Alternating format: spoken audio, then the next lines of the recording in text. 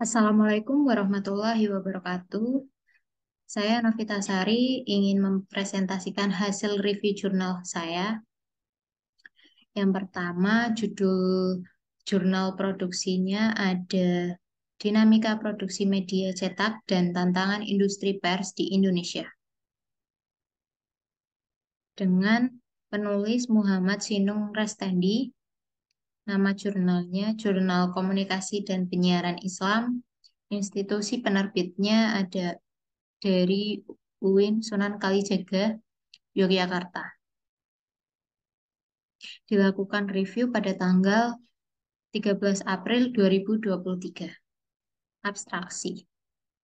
Isinya ada arus saluran komunikasi pembaca di media cetak sekarang bergeser ke media online sehingga literasi media berubah dari reading menjadi listening dan watching. Teknologi informasi yang berkembang pesat membutuhkan dominasi media cetak yang single media atau sekedar membaca dan respon yang tidak bisa seketika. Media online yang multimedia seperti membaca, mendengar, menulis, melihat, bergerak dengan cepat, muncul pergeseran perilaku konsumen yang menggunakan media baru, memakai koneksi internet, juga membiasakan diri tidak menggunakan media tradisional, menjadi tantangan berat bagi perkembangan media cetak. Walaupun media online tidak bisa ditelusuri oleh keseluruhan orang, sebab adanya beberapa lokasi yang lambat, bahkan tidak ada koneksi internetnya. Media cetak bertahan dengan hadirnya media online dengan mengupayakan beberapa cara, salah satunya menggunakan konvergensi media. Latar belakang. Media cetak adalah saluran komunikasi yang paling tua di dunia, diawali dari hadis Nabi Muhammad yang menjelaskan bahwa penulis media yaitu Nabi Idris. Seiring berkembangnya peradaban dan berjalannya waktu, ditemukanlah mesin cetak dari Johannes Gutenberg di tahun 1453, yang akhirnya membawa perubahan besar di mana lebih mudah untuk menduplikasikan dan menyebarluaskan tulisan dan informasi. Di tahun 1700, Inggris dan Amerika menjadi yang pertama dalam penerbitan surat kabar.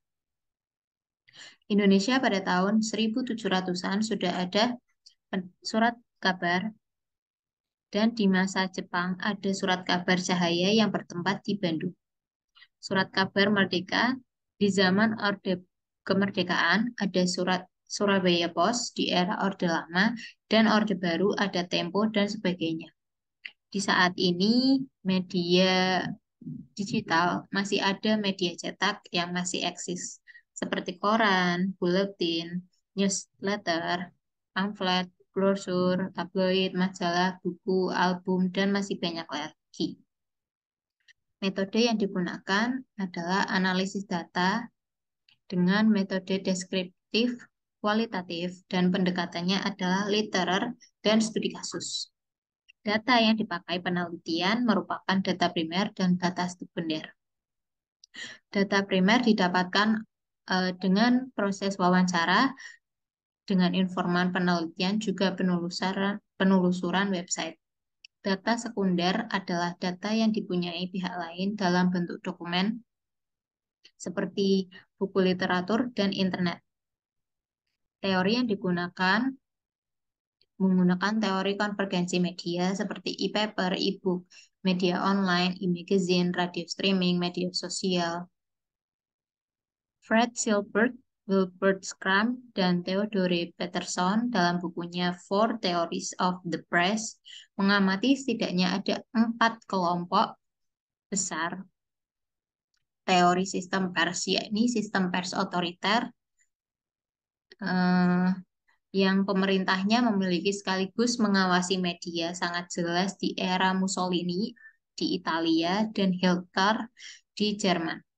Sistem pers liberal atau libertarian muncul pada abad 17 di era kebebasan berpikir di Barat atau Eropa, sehingga kontrol pemerintah dianggap pemerkosaan. Sistem pers komunis atau Marxis di zaman Lenin pers berfungsi indoktrinasi massa dan sistem pers tanggung jawab sosial atau social responsibility yang mengedepankan pembatasan dasar moral dan etika. Hasil dan pembahasan, walaupun media online maju dengan cepat dan media cetak meramalkan di negara-negara Eropa akan bangkrut dan runtuh, berbeda dengan Indonesia. Media cetak masih bisa menjaga eksistensinya yang dibuktikan dengan media cetak mengalami peningkatan jumlah media cetak pada tahun 2014. Konvergensi media memberikan penawaran menarik di mana media cetak juga mengembangkan diri ke e-magazine dan e-paper, e-information, e-entertainment, dan masih banyak yang lain. Juga media sosial seperti YouTube yang bisa di-AdSense dan monetasi konten. Konvergensi media menunjukkan progresivitas lembaga media penyiaran dalam upaya mewujudkan profesionalisme kerja media dan memberikan pelayanan terbaik bagi masyarakat. Menurut pandangan saya, media cetak memiliki elemen trust terhadap isi atau konten yang dihasilkan karena kredibilitasnya lebih bisa dipertanggungjawabkan dibanding media online ataupun internet. Dalam proses produksi berita, media cetak perlu adanya fakta dalam sebuah berita yang ditulis sesuai dengan kebutuhan juga gairah masyarakat menjadi sebuah sifat ideal dari penulisan sebuah berita media cetak. Evaluasi dari latar belakang sampai hasil pembahasan yang dipaparkan oleh peneliti bisa dikatakan cukup singkat dan jelas, dimulai dari pembaca di media cetak mulai bergeser ke media online sehingga membuat literasi media berubah dari membaca menjadi mendengar dan menonton. Yang baru dari perilaku konsumen berubah untuk mengkonsumsi media yang menggunakan koneksi baru internet juga mulai terbiasa tidak menggunakan media tradisional yang merupakan tantangan sulit bagi perkembangan media cetak. Pada penelitian selanjutnya perlu dilakukan kajian dan penelitian lebih mendalam terkait produksi media cetak dan tantangan penyiaran Indonesia. Yang selanjutnya ada jurnal distribusi dengan judul Konvergensi Media pada podcast Radar Jogja Digital dalam publikasi berita dan perluasan segmentasi audiens. Penulisnya Dia Ayu Kurnianingsih, nama jurnalnya Jurnal Studi Komunikasi dan Media, Institusi Penerbit Sekolah Tinggi Multimedia MMTC, Yogyakarta. Abstraksi gelombang media baru dianggap menjadi momok penggerus media massa cetak. Namun, media morfosis yang dilakukan media cetak justru membuka peluang untuk bertahan dengan melakukan konvergensi media yang memanfaatkan multi-platform. Saat ini, tren peminat podcast terus meningkat. Penelitian berusaha meneliti bahwa podcast membuka ruang bagi media massa untuk menjadi model penyiaran alternatif masa depan yang tidak hanya dapat dimanfaatkan oleh media penyiaran, tetapi juga media cetak. Radar Jogja sebagai media cetak melakukan media morfosis dan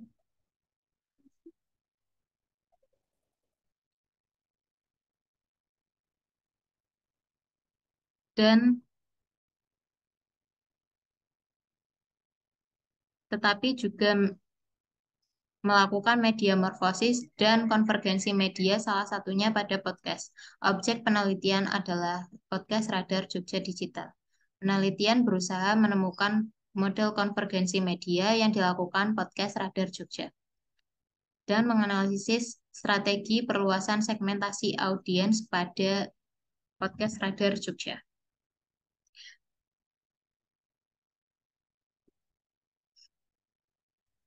Latar belakang media konvensional termasuk media cetak harus mampu mempertahankan kredibilitas dan kepercayaan terhadap informasi yang disajikan agar tetap bertahan. Industri media cetak harus melakukan perubahan. Salah satunya perubahan strategi. Media cetak harus mampu mendefinisikan dirinya dari mediumnya. Tidak hanya sekedar kertas, tetapi kekuatan dan nilainya tidak hanya datang pada kontrol konten dan distribusinya, namun strategi lain dengan mengintegrasikan konten koran ke dalam media online. Manajer sirkulasi koran Bernastedi Karyadi mengatakan, pesatnya perkembangan teknologi informasi melahirkan media online dan media sosial. Media cetak seperti Bernas juga terdampak mulai dari jumlah pembaca yang menurun hingga pendapatan iklan merosot drastis. Menurut tadi, kini masyarakat lebih suka membaca media online daripada membaca media cetak. Metode yang digunakan ada menggunakan metode kualitatif dengan metode fenomenologi. Penelitian ini merupakan instrumen kunci. Dalam penelitian, teknik pengumpulan data dilakukan secara gabungan, sementara analisis data bersifat induktif. Dan hasil penelitian kualitatif lebih menekankan makna daripada generalisasi. Teori yang digunakan adalah teori konvergensi jurnalistik yang dikemukakan oleh Grant dan Wilkinson, serta konvergensi kontinum yang dikemukakan Daly, Demo, dan Spillman. Hasil pembahasan. Radar Jogja sebagai bagian dari Zappos telah melakukan media morfosis dengan mengembangkan media online yang diberi nama Radar Jogja Digital.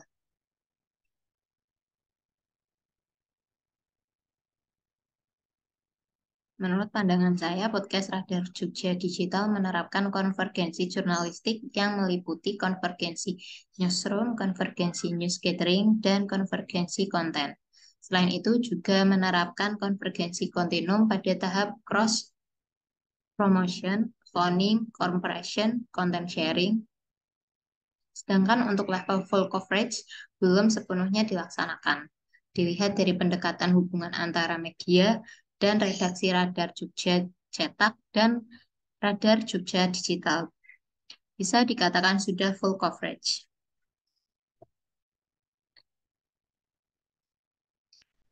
Untuk evaluasinya kurang penjelasan terkait teori yang digunakan. Selain itu, semuanya sudah cukup mudah untuk dipahami.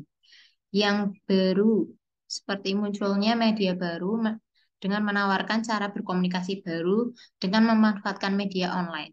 Media baru juga dapat menyuguhkan konten multimedia, baik teks, foto, grafik, audio, maupun video.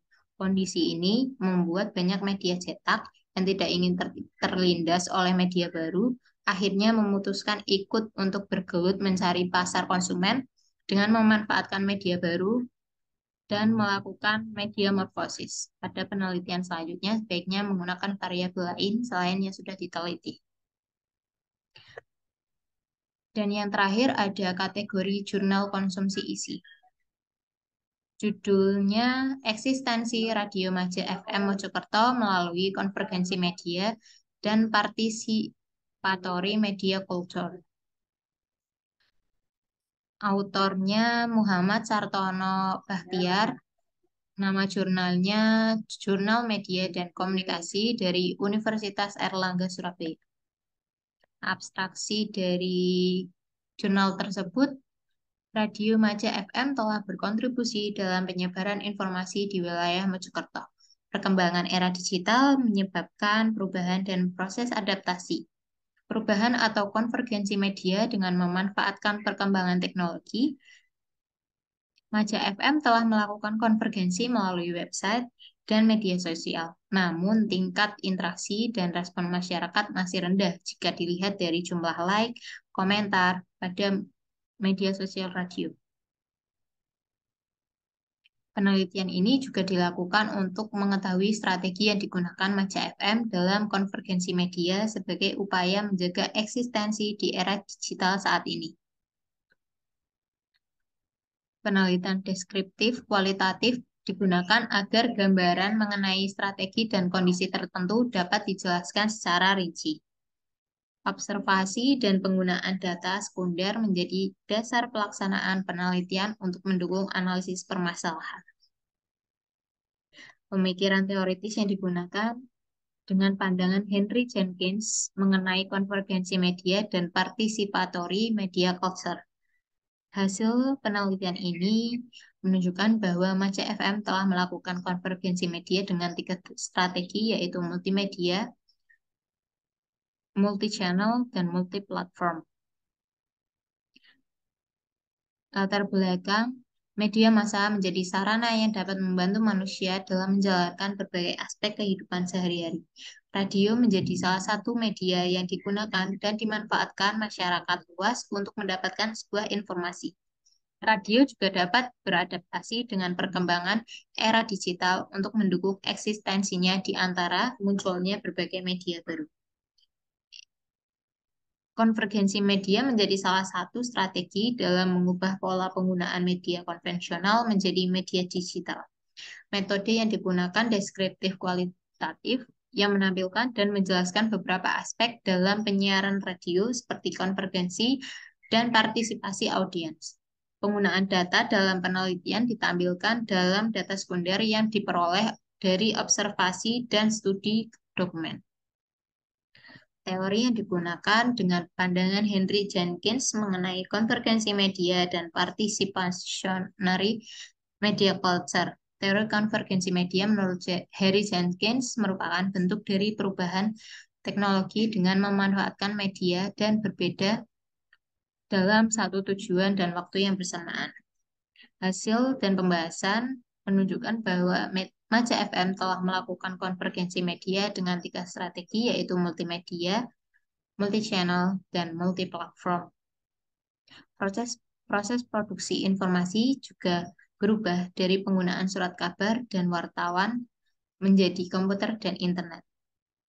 Menurut pandangan saya, setiap stasiun radio yang berkembang di daerah memiliki peluang yang sama untuk berbisnis, terutama dalam menjaga kesadaran keberadaan media penyiaran di tengah media digital yang sangat cepat. Maja FM juga menyesuaikan dengan perkembangan zaman akses media. Namun pada dasarnya konvergensi media radio tidak menghilangkan berbagai tugas dan peran dalam proses produksi, melainkan hanya berubah dan berkembang. Evaluasi menurut saya tidak ada yang perlu dievaluasi. Yang baru dari penelitian ini yaitu data yang digunakan dalam penelitian merupakan data terbaru dari interaksi dan hal yang berkaitan dengan topik penelitian. Pada penelitian selanjutnya diharapkan meneliti masalah yang berbeda dengan menggunakan teori-teori terbaru dan menggunakan data yang terbaru. Sekian dari hasil presentasi review jurnal saya. Apabila ada kesalahan dan salah kata, saya mohon maaf. Wassalamualaikum warahmatullahi wabarakatuh.